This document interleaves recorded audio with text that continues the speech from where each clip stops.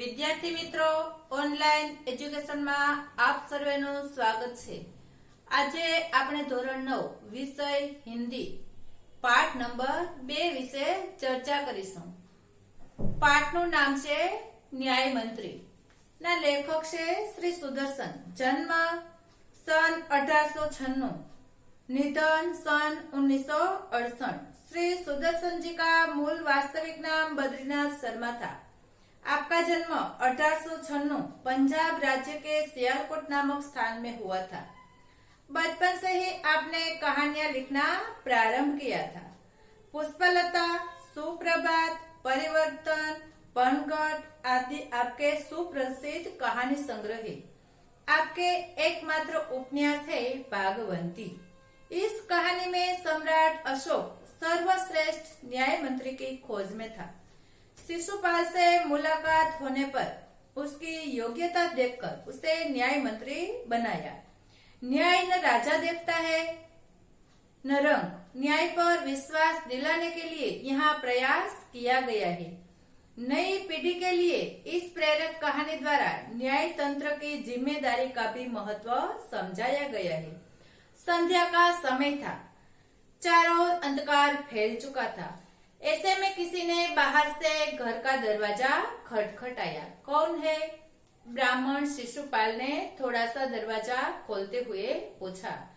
एक परदेसी ने बाहर से आवाज आई, क्या मुझे रात काटने के लिए स्थान मिल जाएगा? जैसे ही शिशुपाल ने पूरा दरवाजा खोला, सामने एक नवयुवक खड़ा था। जैसे ही शिशुपाल ने पूरा दरवाजा खोला, उसके सामने एक नवयुवक खड़ा था। उन्होंने मुस्कुराकर कहा, यह मेरा सौभाग्य है। अतिथि के चरणों से यह घर पवित्र हो जाएगा। आइए पधारिए। कहकर उनका आदर सम्मान किया। फिर दोनों उस समय की देश की परिस्थिति के बारे में बात करने लगे। शिशुपाल ने कहा, आजकल देश में बड़ा अन्याय हो रहा है।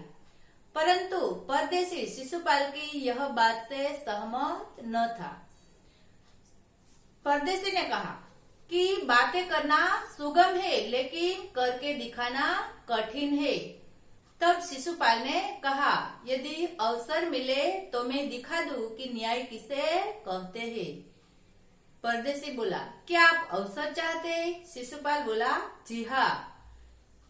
यदि मुझे न्याय मंत्री बनाए तो मैं ऐसा न्याय दूंगा कि कोई अन्याय से बच न सकेगा। तो आप अवसर चाहते हैं? जी हाँ। लेकिन बातें करना सरल है, कुछ करके दिखाना कठिन है। शिशुपाल बोला, ब्राह्मणों के लिए कुछ भी कठिन नहीं है। परदेशी मुस्कुराया और थोड़ी देर के बाद सो गए। जब सुबह उठे तो शिशुपाल को धन्यवाद देकर विदा ली। कुछ दिन के बाद शिशुपाल के घर कुछ सिपाही आए और उन्हें राज दरबार में चलने के लिए कहा। तब शिशुपाल सहम गए। उन्होंने सोचा कि कहीं वो परदेसी ने तो राजा को मेरी झूठी सच्ची शिकायत नहीं कर दी। जब राज दरबार में पहुंचे तो शिशुपाल घबराए, क्योंकि वह परदेसी ही स्वयं सम्राट अशोक थे। और सम्राट अशोक ने शिशुपाल से कहा, ब्राह्मण देवता, मैं आपको न्याय का अवसर देता हूँ, आप तैयार है? शिशुपाल घबराए, फिर बोले कि यदि सम्राट की इच्छा है तो मैं तैयार हूँ। तो अब सम्राट अशोक ने शिशुपाल को अपने हाथ की अंगूठी उतार कर दे दी और कहा कि यह राज्य की राजमुद्रा है और कल से आप न्याय मंत्री हुए। शिशुपाल न्याय मंत्री बनते ही समुचित व्यवस्था के बाद राज्य में पूरी तरह सुप्रबंध व्यवस्था से शांति रहने लगी। लोगों को कोई भय ही नहीं रखा। अपने घर के दरवाजे तक खुले छोड़कर सोने लगे और शिशुपाल के न्याय मंत्री की जय जयकार होने लगी। 1 महीने के बाद राज्य में रात के समय किसी ने एक पहरेदार की हत्या कर दी। सुबह होते ही बातें चारों ओर फैलने लगी। शिशुपाल की तो नींद ही उड़ गई और उन्हें अपराधी का पता लगाने में रात दिन एक कर दिया और खाना पीना तो छोड़ दिया। बहुत प्रयत्न करने के बाद जब अपराधी का पता चले तो शिशुपाल करे भी तो क्या करे, क्योंकि अपराधी स्वयं सम्राट अशोक थे। उन्होंने ही पहरेदार की हत्या की थी और राजा को अपराधी बताने में कठिनाई थी। शिशुपाल ने सोचा कि सामान्य व्यक्ति और राजा में कोई अंतर नहीं होना चाहिए। सुबह होते ही राजा ने शिशुपाल को दरबार में बुलाया और कहा कि क्या अपराधी का पता चल गया? तब शिशुपाल ने कहा, जी हाँ, चल गया। सम्राट ने कहा, तो उन्हें सभा में उपस्थित किया जाए। शिशुपाल ने अपने उच्च अधिकारियों की ओर संकेत करते हुए कहा कि धनवीर, मैं आज्ञा देता हूँ। संकेत सम्राट की ओर था कि अपराधी को गिरफ्तार किया जाए। तब सम्राट अशोक सिंहासन पर बैठे हुए थे। क्रोध से उनका चेहरा लाल हो गया और उन्होंने कहा कि इतना साहस। शिशुपाल राजा की ओर देखे ही नहीं हुए थे। इस तरह फिर से अपने अधिकारियों से कहा, धनवीर, मैं आज्ञा देता हूँ कि सम्राट को गिरफ्तार कर लो। दूसरे ही क्षण सम्राट के हाथों में हथकड़ी पड़ गई।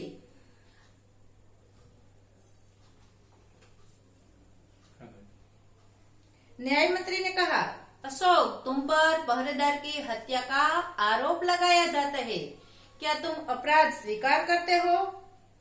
तुम इसका क्या उत्तर देते हो? सम्राट होठ काटकर रह गए। न्याय मंत्री ने फिर पूछा, तो तुम अपराध स्वीकार करते हो?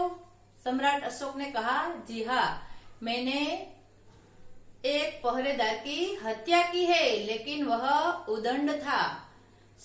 न्याय मंत्री ने कहा, वह उदंड था या नहीं, लेकिन तुमने एक राज कर्मचारी की हत्या की है। तुम पर हत्या का आरोप लगाया जाता है, इसलिए तुम्हें मृत्यु दंड की सजा दी जाती है। न्याय मंत्री ने निर्णय दिया। सभा में सन्नाटा छा गया। न्याय मंत्री का निर्णय सुनकर सम्राट ने सिर झुका लिया, क्योंकि वह स्वयं शिशुपाल की परीक्षा में सफल हुए थे। शिशुपाल ने एक कर्मचारी को आज्ञा दी और सम्राट अशोक की सोने की मूर्ति लाने को कहा और सभा में शिशुपाल न्याय मंत्री ने कहा कि सज्जनों, मैं कहता हूँ कि मैं न्याय मंत्री हूँ और सम्राट अशोक राजा है, लेकिन शास्त्रों में राजा को ईश्वर का रूप बताया गया है, इसलिए सम्राट को स्वयं ईश्वर ही दंड दे सकते हैं। इसलिए सोने की मूर्ति को फांसी पर लटका दिया जाए ताकि लोगों को शिक्षा मिले। जब सभी लोग सभा में से चले गए, तब सम्राट अशोक के सामने शिशुपाल ने अपने हाथ की राजमुद्रा की जो निशानी अंगूठी थी वो रखकर सम्राट अशोक से कहा, महाराज, यह राजमुद्रा वापस ले ले, मुझसे यह बोझ उठाया नहीं जा सकता। तब सम्राट अशोक ने शिशुपाल से कहा कि आपने तो मेरी आंखें खोल दी है, आपके अतिरिक्त यह बोझ कोई नहीं उठा सकता। और सम्राट अशोक निरुत्तर हो गया। इस प्रकार सम्राट अशोक ने सच्चे न्याय मंत्री की खोज की। अस्तु।